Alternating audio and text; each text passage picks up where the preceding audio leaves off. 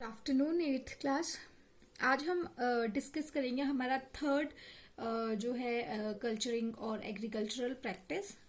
Agriculture के लिए मैंने आपको कुछ एक प्रैक्टिसेस बताई थी दैट आर वेरी इंपॉर्टेंट, तो उसमें आज हम थर्ड प्रैक्टिस जो है उसको डिस्कस करेंगे and that is adding manure और फर्टिलाइजर्स। तो मैन्योर और फर्टिलाइजर्स बेसिकली हम ऐड करते हैं फॉर प्रॉपर ग्रोथ, उनको प्रॉपर न्यूट्रिशन प्रोवाइड करने के लिए और उनका जो ईल्ड है उसको एनहांस करने के लिए हम जो है मैन्योर्स और फर्टिलाइजर्स जो है इनको ऐड करते हैं हमारे क्रॉप्स में। ठीक है, सो इसके डिफरेंट डिफरेंट मेथड्स होते हैं, मतलब एडिंग मैन्योर और adding fertilizers to the field, इसके कुछ एक मेथड्स होते हैं। सो हम उन मेथड्स को डिस्कस करेंगे। So the first method is natural method to restore fertility. ठीक है, फर्टिलिटी यानी कि जो हमारे खेत की उर्वरता है उसको बनाए रखने के लिए नेचुरली हम कौन सी चीजें यूज करते हैं, किस तरह से हम उसकी फर्टिलिटी को नेचुरली इंप्रूव कर सकते हैं, उसको डिस्कस करेंगे। तो the first one is fallowing. In this method land is left uncultivated और फॉलो फॉर वन और more seasons. The fallow land regains the nutrients and decompositions of remains of plants and animals by the action of microorganisms or microbes। ठीक है, सो in following हम क्या करते हैं कि जो लैंड है जिसपे की सोइंग हो रही है, हम खेती कर रहे हैं जिस लैंड पे, उस पे हम कॉन्टिन्यूसली जो है खेती नहीं करते हैं। हम क्या करते हैं, उसको एक साल खेती किया, फिर कुछ टाइम के लिए लाइक 2-3 मंथ्स के लिए या 6 मंथ्स के लिए हम उसे छोड़ देते हैं, ताकि वो जो लैंड है या जो सॉइल है वहां की, वो अपनी न्यूट्रिटिव वैल्यूज जो है उसको रीगेन कर सके। वहां पे बहुत सारे प्लांट्स पड़े होते हैं, वहां पे लाइक लेफ्ट आउट प्लांट्स होते हैं पहले के, तो उनका जो डिकेड पार्टिकल होता है वो एज अ मैन्योर और फर्टिलाइजर जो है वो एक्ट करता है। साथ ही साथ वहां माइक्रो ऑर्गेनिजम्स ग्रो करते हैं, good micro organisms, friendly micro organisms, जो कि फार्मर्स के लिए और क्रॉप की प्रोडक्शन के लिए काफी ज्यादा इंपॉर्टेंट होते हैं। So this is the first method comes under the natural method of restoring fertility. The next method under natural methods that we use to restore the fertility is crop rotation. So what is a crop rotation? Let's just discuss its definition. So crop rotation is a method of growing different crops alternatively on the same field। यानी कि alternate manners में crops को grow करना same field में, means कि अगर हमने कुछ टाइम उस पे ऐसा नहीं कि हम एक ही टाइप की फसल जो है वो एक खेत में उगा रहे हैं, लाइक वीट ही उगाते जा रहे, ऐसा नहीं करना है। हमने अल्टरनेट करते रहना है, कभी वहां पे वीट उगाने, कभी पल्सेस, कभी वेजिटेबल्स। तो ये क्या है, अलग अलग जो न्यूट्रिटिव वैल्यूज है वो यूज भी होती रहेगी, साथ ही साथ जो है वो नई जो है वो आती भी रहेंगी। तो जो ये क्रॉप रोटेशन का मेथड है ये बहुत अच्छा मेथड है। इस मेथड से हम जो है वो कल्टीवेशन को और क्रॉप प्रोडक्शन को इंक्रीज कर सकते हैं, साथ ही साथ जो सॉइल की न्यूट्रिटिव वैल्यूज होती है उसको भी रिस्टोर कर सकते हैं। And the third method of this natural restoring is mixed cropping। mixed cropping में क्या होता है, in this method 2 or more crops are grown together in the same field।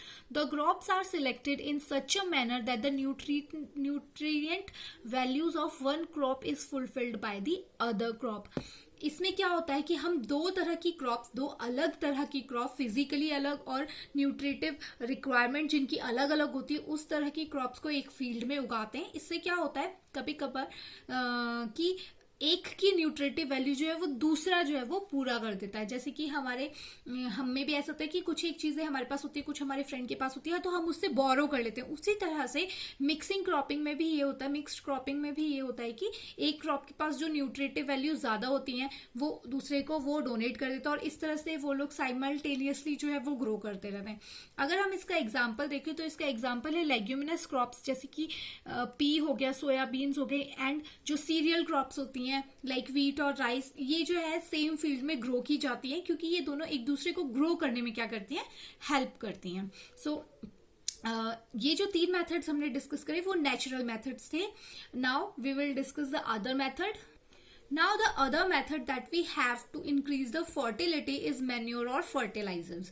So manure और fertilizers क्या है, ये ऐसे न्यूट्रिटिव सब्सटेंसेस हैं जिनको अगर हम ऐड करेंगे फील्ड में तो फील्ड जो हमारा एग्रीकल्चरल एरिया है या जो हमारे खेत है उसकी जो न्यूट्रिटिव वैल्यू है वो इंक्रीज हो जाएगी, साथ में न्यूट्रिशन ऐड होगा उसमें, ठीक है।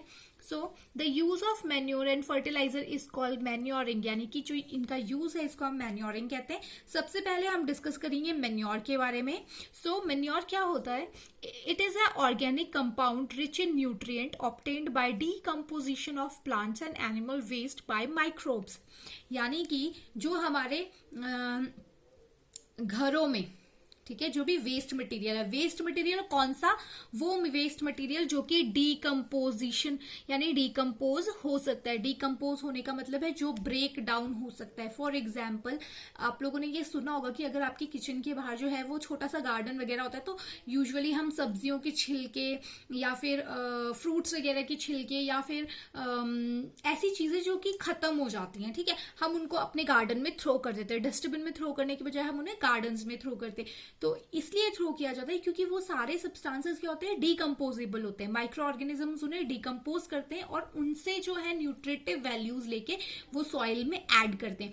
तो इस तरह का जो सब्सटेंस होते हैं उसको मैन्योर्स कहते हैं, जो कि ऑर्गेनिक कंपाउंड से बनते हैं, सच एज हमारा वेस्ट फूड हो गया, जो लाइक पील्स जो होते हैं फ्रूट्स के या फिर वेजिटेबल्स के, जो चीजें रह जाती है, जैसे कैबेज का थोड़ा बहुत पार्ट हम खाते हैं, थोड़ा सा रह जाता है, तो इन सब चीजों को हम क्या करते हैं? गार्डनिंग के लिए यूज कर लेते हैं और इनको यूज किया जाता है एज अ मैन्योर। इसमें क्या होता है? माइक्रो ऑर्गेनिज्म इनको कन्वर्ट करते हैं मैन्योर में, ठीक है। Compost is prepared by decomposition of farm and domestic organic waste material, यानी ऑर्गेनिक वेस्ट मटेरियल जितना भी होता है उससे जो है हम क्या करते हैं? ये जो कंपोस्ट है इसको प्रिपेयर करते हैं। जो इसकी प्रोसेस होती है कंपोस्ट को प्रोड्यूस करने की, the process of producing this compost it is known as composting. इसको कंपोस्टिंग कहा जाता है और ये क्या है? एक स्टेप होता है to prepare the manures. Now the next thing that we have here is composting. So हमने ये पढ़ा अभी कि जो प्रोसेस है जिसमें कि कंपोस्ट को क्रिएट किया जाता है या बनाया जाता है उसे कंपोस्टिंग कहते हैं। तो कंपोस्टिंग बेसिकली होती क्या है? It is a biological process in which microbes decompose waste material to produce manure, यानी कि मैन्योर बनाने की जो विधि है जिसमें कि डीकम्पोजर्स क्या कर रहे हैं? माइक्रो ऑर्गेनिजम्स या डीकम्पोजर्स क्या कर रहे हैं? डीकम्पोज कर रहे हैं किसको? वेस्ट मटेरियल को, ठीक है, ऑर्गेनिक वेस्ट मटेरियल को, टू प्रोड्यूस द मैन्योर, ठीक है। एक चीज यहाँ पे हमने डिस्कस करी कि organic waste material, organic waste material से मेरा मतलब है कि ऐसा वेस्ट मटेरियल जिसको माइक्रो ऑर्गेनिजम्स क्या कर सकते हैं? तोड़ सकते हैं और कन्वर्ट कर सकते हैं मैन्योर में, ठीक है। अब आपको ऐसे लगेगा कि ऐसा कौन सा और मटेरियल है जिसको हम मैन्योर्स में कन्वर्ट नहीं कर सकते? So if we talk about plastic और पॉलिथीन्स या ये जो चीजें होती हैं तो ये चीजें ऑर्गेनिक वेस्ट में नहीं आती हैं क्योंकि ये नॉन बायोडिग्रेडेबल होती हैं, ठीक है, यानी माइक्रो ऑर्गेनिजम्स इस पे एक्ट करके इसको ब्रेक डाउन करके खत्म नहीं कर सकते।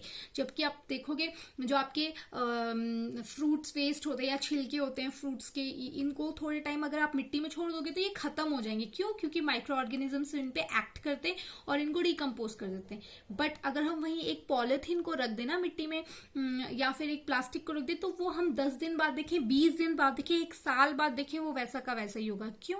क्योंकि वो नॉन बायोडिग्रेडेबल है, उसे डिग्रेड नहीं किया जा सकता। डिग्रेड का मतलब है उसे खत्म नहीं किया जा सकता। So this is all about the adding और increasing the fertility of soil. Now let's discuss the questions, and the first question here is describe the natural method of restoring soil fertility. इसमें आप कोई भी 2 methods जो हैं वो explain कर सकते हैं, ठीक है। Second question is what is manuring, कि manuring क्या होता है।